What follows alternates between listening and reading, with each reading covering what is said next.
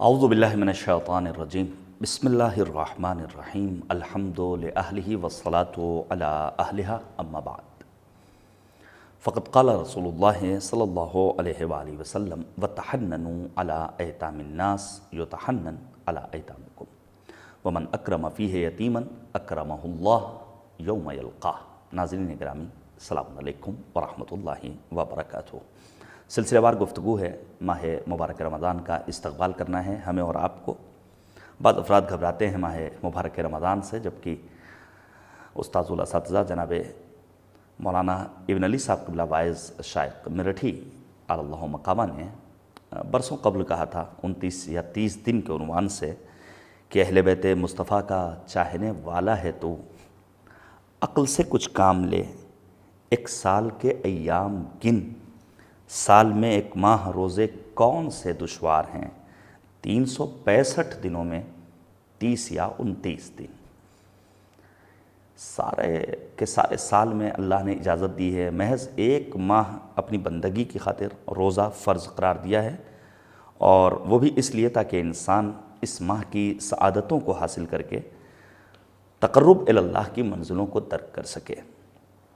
11واں فراز جس پر آج گفتگو میں شروع کرنا چاہتا ہوں وہ ہے یتیموں کا احترام اور اکرام خطبہ شعبانیہ کے تناظر میں۔ عرض کیا تھا کہ ماہ مبارک رمضان کا دستور العمل ہے خطبہ شعبانیہ۔ نبی اعظم فرماتے ہیں کہ دوسروں کے یتیموں کے ساتھ مہربانی کرو تاکہ تمہارے یتیموں کے ساتھ بھی مہربانی کی جائے، اور پھر پیغمبر فرماتے ہیں جو شخص ماہ مبارک رمضان میں کسی یتیم کا احترام کرے گا خداوند عالم قیامت کے دن اس کی عزت و تکریم کرے گا۔ بڑی فضیلت ہے یتیم نوازی کی، بے شمار حدیثیں ہیں، یہاں تک کہ حدیث میں بیان ہوا ہے کہ جنت میں ایک گھر خوشیوں کے گھر کے نام سے موسوم ہے، جس میں دنیا میں یتیموں کے ساتھ حسن سلوک کرنے والے ہی جائیں گے بس۔ روایات میں ملتا ہے پروردگار کو وہ دسترخوان عزیز ہے جہاں کھانا کھانے کے لیے یتیم بھی بیٹھا ہو۔ ہم کچھ نہیں کر سکتے، کم سے کم ایک یتیم نوازی کے لیے اس کے سر پر دست شفقت تو پھیر سکتے ہیں، وگرنہ راستے بہت ہیں، اللہ نے وسائل فراہم کیے ہیں، پروردگار نے دولت میں وسعت اور برکت عطا کی ہے، حسب توفیق ہمیں اپنے سماج کے یتیموں کو تلاش کرنا ہوگا اور انہیں احساس بھی ہونے دیا جانا چاہیے۔ تنہا پیغمبر نے نہیں، امیر المؤمنین نے بھی ضربت لگنے کے بعد جو وصیت فرمائی ہے، اس وصیت میں امیر المؤمنین فرماتے ہیں اللہ اللہ فی الایتام، یتیموں کا خاص خیال رکھنا۔ اب میں ایک روایت پیش کروں، پھر بات کو آگے بڑھا دوں تاکہ بات مکمل ہو جائے، اور طول سے بچنا چاہتا ہوں۔ تاریخی کتابوں میں نقل ہوا ہے کہ نبی خاتم حضرت محمد مصطفیٰ صلی اللہ علیہ وآلہ وسلم ایک روز مدینہ کی کسی گلی سے گزر رہے تھے، ایک یتیم پر آپ کی نگاہ پڑتی ہے جس کے ارد گرد کمسن بچے تھے اور اسے شرمندہ و ذلیل کرنے پہ تلے ہوئے تھے۔ اللہ اکبر! بچوں کی تربیت بھی بہت اہم مرحلہ ہے، اور ہر ایک فخر و مباحات کر رہا تھا کہ میرا باپ زندہ ہے، میرے لیے فلاں فلاں چیزیں لاتا ہے، شاید یہ طریقہ کار رہا ہو اس یتیم بچے کو پریشان کرنے کا۔ کوئی کہہ رہا تھا میری ماں تمہاری ماں سے بہتر، تو کوئی کہہ رہا تھا کہ میرے باپ تمہارے باپ نہیں ہیں، اور بچہ روتے جا رہا تھا اور اپنے آپ کو زمین پر رگڑ رہا تھا۔ رسول خدا صلی اللہ علیہ وآلہ وسلم آگے بڑھے، اسے زمین سے اٹھاتے ہیں اور سوال کرتے ہیں تم کون ہو؟ اس موقع پر اس نے جواب دیا میں رفاع انصاری کا بیٹا ہوں، میرے بابا جنگ احد میں شہید کر دیے گئے، میری بہن اور ماں نے شادی کر لی اور مجھے وہ تنہا چھوڑ گئیں، اس وقت میں تنہا اور بے کس و مجبور ہوں، اور سب سے بڑی اذیت ناک بات یہ ہے کہ یہ بچے مجھے اذیت پہنچا رہے ہیں اپنی گفتگو کے ذریعے، اپنے کردار کے ذریعے۔ نبی اعظم کو سخت افسوس ہوا، پیغمبر نے آنسو بہایا، گریہ کیا، اور پھر پیغمبر فرماتے ہیں کہ میں تمہارا بابا اور فاطمہ تمہاری بہن ہے سلام اللہ علیہا۔ بچہ خوش ہو جاتا ہے، اٹھ جاتا ہے، اور بلند آواز میں اب یہ کہتا ہوا نظر آتا ہے کہ دوستو اب میرا بابا تم سب کے بابا سے بہتر ہے۔ پھر پیغمبر خاتم نے اس کے ہاتھ کو پکڑا، اپنی بیٹی صدیقہ طاہرہ حضرت زہرا سلام اللہ علیہا کے گھر لے کر آئے، اور نبی اعظم نے فرمایا یہ تمہارا بھائی ہے۔ جناب زہرا مرضیہ نے اسے لباس پہنائے، اس کے سر میں تیل لگایا، خرمے اس کے سامنے پیش کیا اور فرمایا کھاؤ۔ جب رسول خدا صلی اللہ علیہ وآلہ وسلم کی رحلت ہوئی وہ اپنے سر پر خاک اڑاتا ہوا کہتا تھا، جو کل کمسن تھا، جس کے باپ رفاع انصاری جنگ احد میں شہید ہوئے، نبی نے جس کے ساتھ یتیم نوازی کی، نبی کی رحلت کے بعد وہ خاک اڑاتا تھا اور یہ کہتا جاتا تھا افسوس آج میں یتیم ہو گیا۔ اس کی آواز سن کر تمام سننے والے گریہ زاری کرتے تھے۔ 12واں فراز وہ ہے توبہ کے سلسلے میں، وَتُوبُوا إِلَى اللَّهِ مِن ذُنُوبِكُمْ۔ پیغمبر فرماتے ہیں خطبہ شعبانیہ میں کہ خدا بند کریم کے حضور اپنے گناہوں سے توبہ اور مغفرت طلب کرو۔ بہرحال یہ ماہ مبارک رمضان ہے جہاں انسان خدا کی رحمتوں کو اپنے شامل حال کر سکتا ہے۔ ذہ نصیب جو ماہ سیام آتا ہے، ڈاکٹر پیام اعظمی کہتے ہیں کہ ذہ نصیب جو ماہ سیام آتا ہے، زمیں پہ اہل فلک کا سلام آتا ہے، جو پیاسے ہونٹوں پہ مالک کا نام آتا ہے تو خود ہی رقص میں رحمت کا جام آتا ہے۔ سنا دو خوشخبری درد و غم کے ماروں کو، ملی ہے مہلت توبہ گناہ گاروں کو۔ ماہ مبارک رمضان بہترین موقع ہے، اور پھر امیر المؤمنین فرماتے ہیں کہ اگر کسی شخص کو توبہ کی توفیق نصیب ہو جائے، اس کی توبہ قبولیت سے محروم رہنے والی نہیں ہے۔ بہرحال توبوا الی اللہ توبۃ نصوحا، توبہ نصوح کے ہمراہ ہمیں خدا کی بارگاہ میں اپنے گناہوں کا اقرار کرنا ہے۔ ابواب التوبہ کھلے ہوئے ہیں، ہمیں صدق دل سے یہ عہد کرنا ہے یہ گناہ ہو گیا، آئندہ اس گناہ کو ہم انجام نہیں دیں گے۔ خدا بند کریم گناہوں کو معاف کرنے والا ہے۔ وہ کفن چور میت کے ساتھ غیر اخلاقی کام کو انجام دینے والے انسان کو جب معاف کر سکتا ہے تو ہم جیسے عاشق رسول کو اور آل رسول کے چاہنے والوں کو کیوں کر معاف نہیں کر سکتا ہے۔ پھر 13واں فراز جو بہت اہم ہے وہ ہے دعا کے سلسلے میں، میں آپ کے سامنے پیش کروں۔ پیغمبر خاتم فرماتے ہیں وَارْفَعُوا إِلَيْهِ أَيْدِيَكُمْ بِالدُّعَاءِ فِي أَوْقَاتِ صَلَاتِكُمْ فَإِنَّهَا أَفْضَلُ السَّاعَاتِ۔ نبی اعظم فرماتے ہیں کہ ماہ مبارک رمضان میں نماز کے وقت اپنے ہاتھوں کو دعا کے لیے اٹھا لو۔ یہ لمحات بہترین لمحات ہیں کہ خدا بند کریم لطف و رحمت کے ہمراہ اپنے بندوں کی جانب دیکھتا ہے۔ اگر بندے اس سے راز و نیاز کریں تو ان کا جواب دیتا ہے، اور جب اسے آواز دیں تو لبیک کہتا ہے، اور ان کی دعاؤں پر لبیک کہنے کے ساتھ ان کی دعاؤں کو قبول کرنے والا ہے۔ واقعی میں یہ ماہ مبارک رمضان دعاؤں کی قبولیت کا مہینہ ہے۔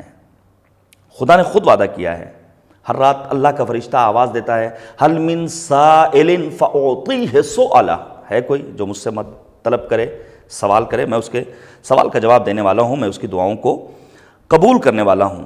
تبھی تو شاعر کہتا ہے کہ اس میں ملتا ہے دعاؤں کو اجابت کا شرف، ہم پہ اللہ کا احسان ہے ماہ رمضان۔ واقعی میں یہ اللہ کا احسان خاص ہے کہ جس کے سبب انسان خدا کی بارگاہ میں اپنے عرائض کو پیش کر سکتا ہے۔ اب پھر صحیفہ مبارکہ سجادیہ پڑھنے کا اگر کوئی انسان عادی ہو، معصورہ دعاؤں کو پڑھنے کا عادی ہو، تو اس کا کیا ہی کہنا۔ ترجمے کے ہمراہ ضرور پڑھیں، ضروری نہیں کہ آپ 20 صفحے کی دعا کو ایک نشست میں صفحہ پلٹ پلٹ کر وقت دیکھ کر پڑھیں، آپ مختلف قسطوں میں ترجمے کے ہمراہ پڑھیے، تب دیکھیے اس کی لذت کیا آتی محسوس ہوتی ہے۔ شہید جناب آیت اللہ باقر الصدر نے صحیفہ سجادیہ کے سلسلے میں لکھا ہے کہ یہ صحیفہ سجادیہ امام سید سجاد کی سماجی اور سیاسی کارکردگی کا بہترین آئینہ ہے۔ صحیفہ سجادیہ بے نظیر الہی میراث کے ساتھ ساتھ مشعل ہدایت اور مدرسہ اخلاق و تہذیب بھی ہے۔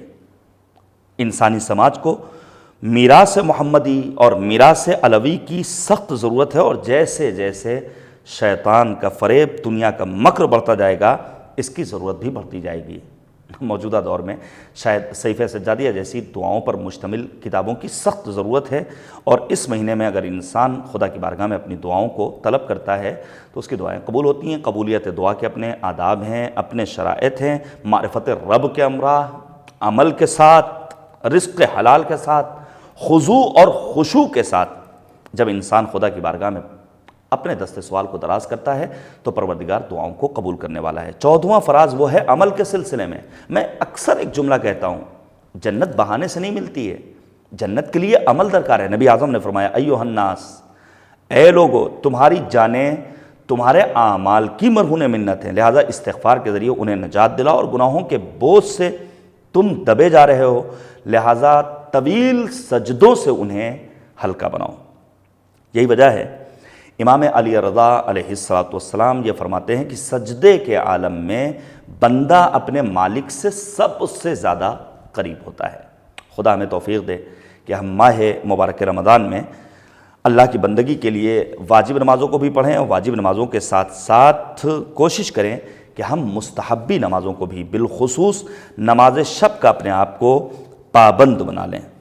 میں ایک مسدس کا بند آپ کے سامنے پیش کروں کہ اس ماہ کے شرف کے لیے یہ نہیں ہے کم، اس کی ہے ایک رات شب قدر ذی حشم، نازل ہوا ہے اس میں وہ قرآن محترم، ہوتی ہے جس کے آگے جبین نیاز خم، جس کی سحر میں ذکر الہی کا ساز ہے، افطار کا بھی وقت بڑا دل نواز ہے۔ تو نماز مغربین، نماز فجر، نماز ظہرین اول وقت با جماعت ادا کرنا، اس کا ثواب ہی کچھ اور ہے۔ اور پھر جب انسان نماز شب پڑھنے کا اپنے آپ کو عادی بنا لے تو اس کا چہرہ منور ہو جاتا ہے، اس کا دل نور ایمان سے مملو ہو جاتا ہے۔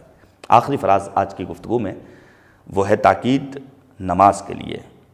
پیغمبر اعظم نے اس خطبہ شعبانیہ میں فرمایا وَاعْلَمُوا أَنَّ اللَّهَ تَعَالَى جَلَّ ذِكْرُهُ، اور جان لو وہ خدا کی جو برتر ہے اپنی عزت و جلالت کی قسم کھا کر کہتا ہے کہ نماز اور سجدہ بجا لانے والوں کو عذاب نہ دے، اور اس دن کے جب ہر ایک پروردگار عالم کی بارگاہ میں کھڑا ہوگا مالک انہیں جہنم کی آگ سے خوف زدہ نہیں کرے گا۔ اب روایات میں نماز کی بہت تاکید ہے، یہاں تک کہ مثلاً روایت میں ہے کہ لوگوں میں سب سے بڑا چور وہ ہے جو اپنی نماز تک چرا لیتا ہے اور نماز جیسے واجب سے کنارہ کشی کرتا ہے۔ یہاں تک کہ شفاعت اہل بیت طاہرین کی اس وقت تک نصیب نہیں ہوگی جب تک انسان نماز کا پابند نہ ہو۔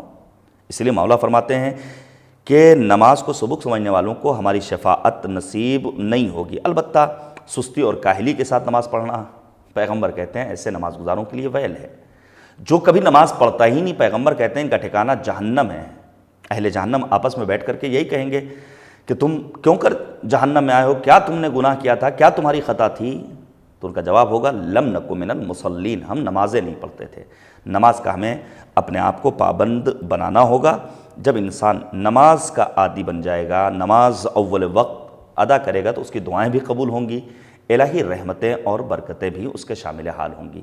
امام سید سجاد نے اپنی ایک حدیث مبارکہ میں ارشاد فرمایا وہ گناہ جس کے سبب انسان کی دعائیں قبول نہیں ہوتی ہیں، ان میں ایک گناہ یہ ہے کہ نماز کو اول وقت سے تاخیر کے ساتھ پڑھنا۔